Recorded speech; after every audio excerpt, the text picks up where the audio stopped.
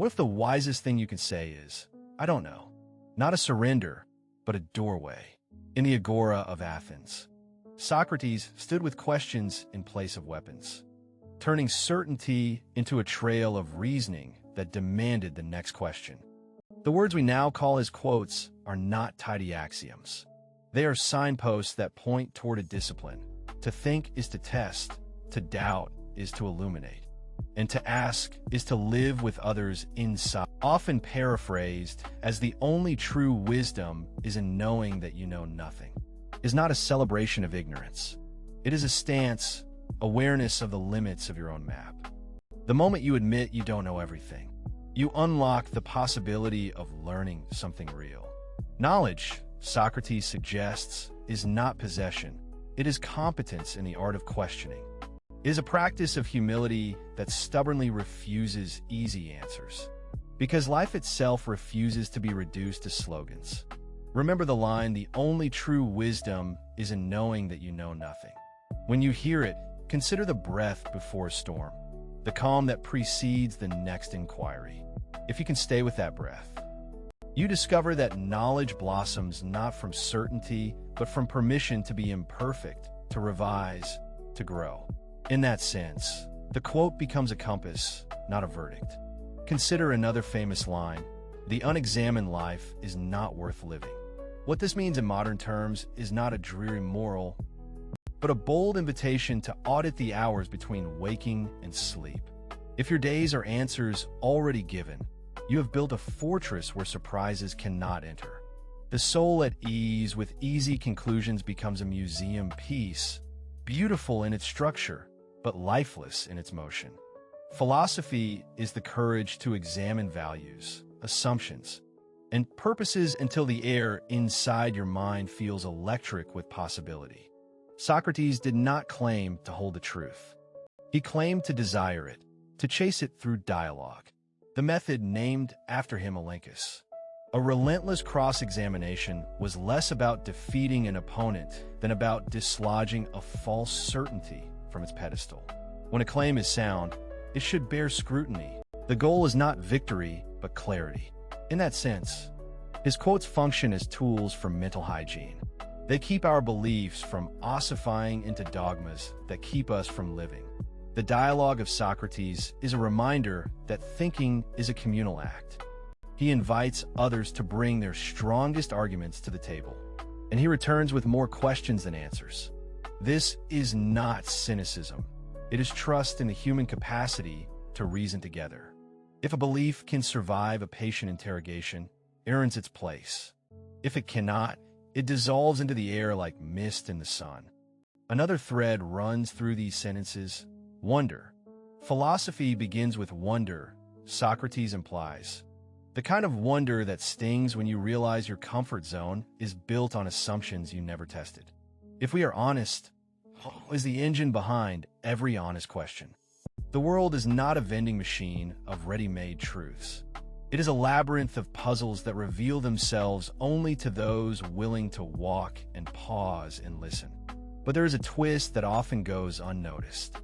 The Socratic project does not promise certainty. It promises vigilance. The more we learn, the larger the horizon of what we do not know becomes. That is not a defeat, it is a compass. It means that even the strongest opinions should be treated as provisional, always open to revision in light of new arguments, new experiences, new conflicts of evidence. In this light, his quotes become not barriers but invitations.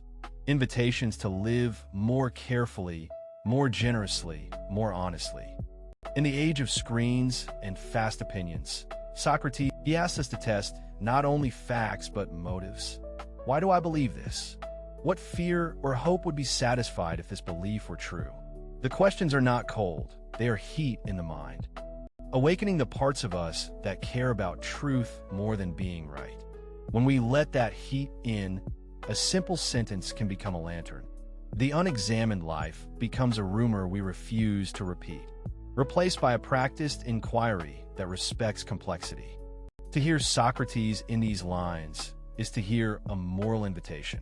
Philosophy is not a museum of clever quips, it is a toolkit for living. It teaches us to listen to dissent, to argue with generosity, and to allow our own certainty to be challenged by ideas that discomfort us. The price of such thinking is not lack of direction, but a deeper sense of responsibility. If our minds are weapons, they must be sharpened by critique, not dulled by habit. As you reflect on these quotes, you might notice a paradox. The more you realize you don't know, yet that realization is not a trap. It is a doorway to growth. Socrates would have us stand in that doorway with calm breath, asking, what matters here? What is the best reason for this belief? What evidence would convince me to change my mind? The path is not linear, and the map is never complete. But the journey itself is valuable precisely because it resists final closures. The enduring value of Socrates' voice lies. It is a reminder that philosophy is a living habit, not a dusty doctrine. It asks us to examine our purposes, yes, but to approach others with humility, to acknowledge that our best ideas may be flawed, and to engage with the world as if truth were a community project rather than a solo trophy. When we listen closely, these quotes reveal a philosophy of life oriented toward being awake, responsible, and forever in motion toward better questions. So the question remains, what would it take for you to live more questioningly? What belief would you defend less aggressively if you paused to test it with another mind? Socrates would answer with another question, and then another, until the room itself becomes a forum for shared thinking. In that sense, his quotes are not dead instructions, but living challenges, a practice in which every day you choose to examine, to wonder, to grow. If you carry one idea forward from these lines, let be this: philosophy is not a mind for certainty, but a compass for living with questions. To pursue truth is not to accumulate proofs, but to refine the willingness to revise. The unexamined life is not merely a private risk. It is a public invitation to empathy, to better argument, to a clearer sense of what it means to be human in a fragile, astonishing world.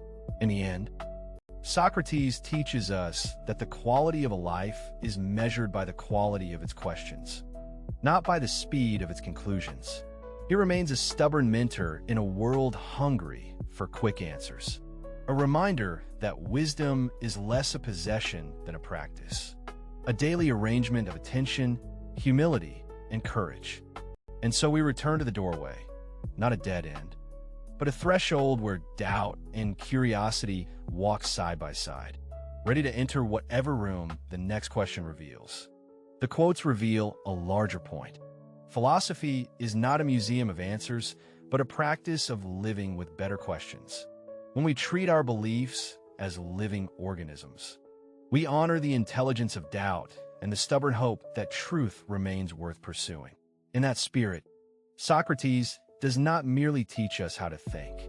He teaches us how to be in dialogue with the world, curious, careful, and finally courageous enough to say, I don't know, and then, with that honesty, to begin again. Socrates' voice resounds as a lighthouse for weary minds, not a beacon that shows every rock, but a glow that helps us navigate the seas of certainty with humility, courage, and a readiness to learn. What if the most Socratic thing you can do today is simply listen to your own questions, to another's reason, to the quiet space between conviction and doubt? The path of philosophy is not a line, but a circle that keeps returning to clearer questions. And that returning is the true wisdom, the willingness to return again and again, to ask with honesty what it would take to grow, to change, to see the world a little more as it is, and a little less as we wish it to be. To follow this loop of questions is to live inside of a bright uncertainty, not a fog. If you judge a life by its answers, you miss the texture of its questions. Socrates asks us to test motives as fiercely as facts. Why do I insist? What would change my mind? In modern terms, his quotes become a manual for discernment in a sea of signals and slogans, a way to keep thoughts from sliding into certainty. The payoff is not perfect knowledge, but disciplined integrity. the courage to revise when better reasons arrive. And if doubt is contagious, so too is humility. The more we learn, the more room we leave for humility to stand beside us at the table of debate, inviting us to listen longer, choose more carefully, and resist the urge to win.